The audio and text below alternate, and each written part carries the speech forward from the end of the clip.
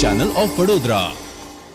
સુરતના પર્વતગામ વિસ્તારના એક શોપિંગ મોલમાં આગની ઘટના બની હતી, જેને લઈને અફરાતફરી મચી ગઈ હતી। જો કે આ આગની ઘટનામાં કોઈ જાનહાનિ સદનસીબે નથી થઈ।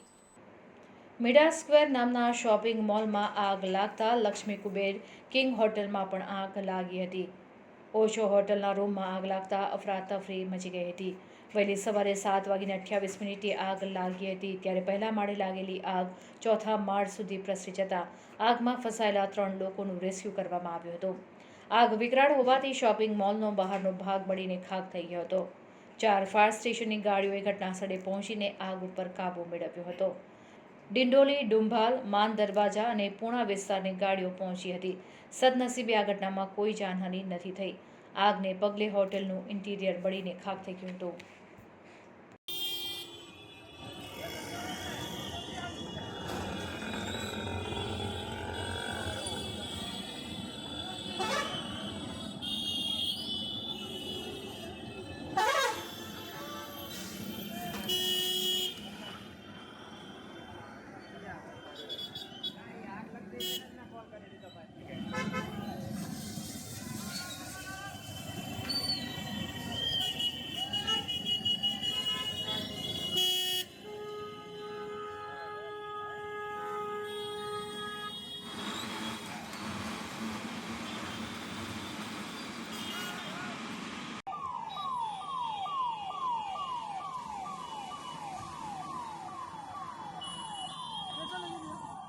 ये नहीं पता भाई, अभी फायर ब्रिगेड को जस्ट फोन किया ही थोड़ी देर हुआ।